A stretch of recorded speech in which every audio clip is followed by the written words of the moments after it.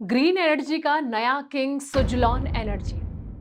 Orders की लगी छड़ी और कमाई के रिकॉर्ड उछाल और शेयर ने जो है पकड़ी है बुलेट ट्रेन जैसी रफ्तार। अगर आपके पोर्टफोलियो में भी है सुजलॉन या फिर आप इसे खरीदने की सोच रहे हैं दोस्तों, तो रुक जाइए।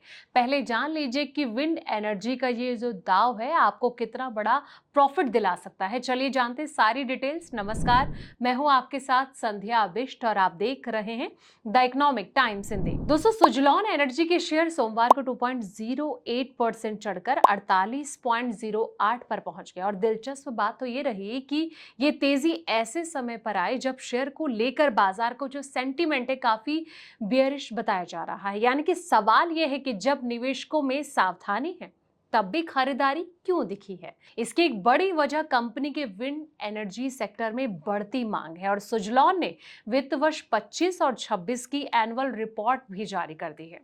कंपनी के आंकड़े ये बताते हैं कि पिछले कुछ साल में कारोबार का जो आकार है वो काफी बड़ा है और घाटे से निकलकर कंपनी अब मजबूत मुनाफे वाली कंपनी बन चुकी है। सुजलॉन के शेयर में तेजी को समझने के लिए कंपनी के जो वित्तीय आंकड़े हैं इस पर नजर डालना काफी जरूरी है।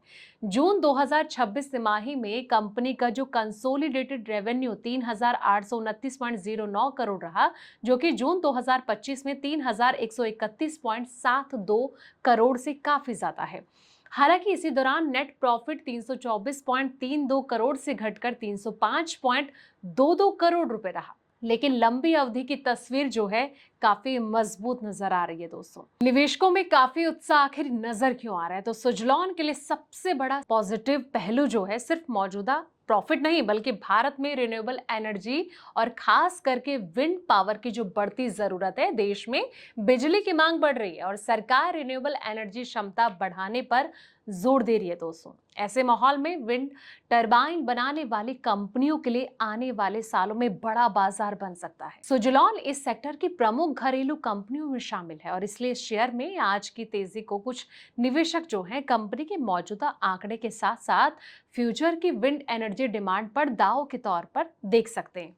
हालांकि इसका मतलब ये नहीं है कि शेयर का रिस्क खत्म हो गया है, यानी कि रिस्क बरकरार रह सकता है। एनुअल रिपोर्ट और एजीएम अपडेट ने भी फोकस जो है बढ़ा दिया है। सुजलॉन ने 15 अगस्त को वित्त वर्ष 25 और 26 की एनुअल रिपोर्ट जारी करने के साथ ही 31वीं एनुअल जनरेशन मीटिंग बुलाने का नोटिस भी जारी किया और कंपनी ने इसी दिन बीआरएसआर भी प्रकाशित किया। और ऐसे कॉर्पोरेट अपडेट अक्सर निवेशकों का जो ध्यान है वो कंपनी की मौजूदा स्थिति और आगे की रणनीति की तरफ खींचते हैं, खास करके सुजलॉन जैसी कंपनी में जिसने कि पिछले कुछ सालों में अपने वित्तीय प्रदर्शन में बड़ा बदलाव दिखाया दोस्तों।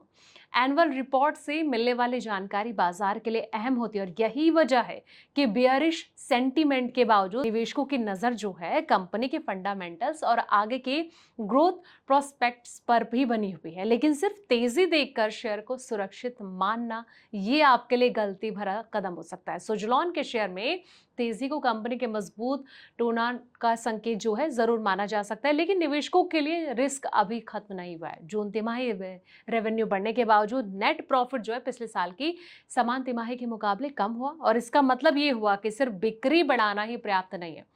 कंपनी को मुनाफे की गुणवत्ता और मार्जिन्स पर भी नजर रखनी होगी। और इसके अलावा शेयर बाजार में तेजी उतार चढ़ाव वाले स्टॉक में सेंटीमेंट तेजी से बदल सकता है। इसलिए 48.08 की तेजी को देकर सीधे ये निष्कर्ष निकालना ही सुजलॉन फिर से लगातार ऊपर जाएगा, ये जल्दबाजी हो सकती है। और अभी बाजार फंडामेंटल और वैल्यूएशन दोनों को तोल रहा है, इसलिए सोच समझकर ही दाव लगाएं और अच्छे से रिसर्च करें। अपने फाइनेंशियल एडवाइजर से जरूर सलाह मशवरा करें दोस्तों।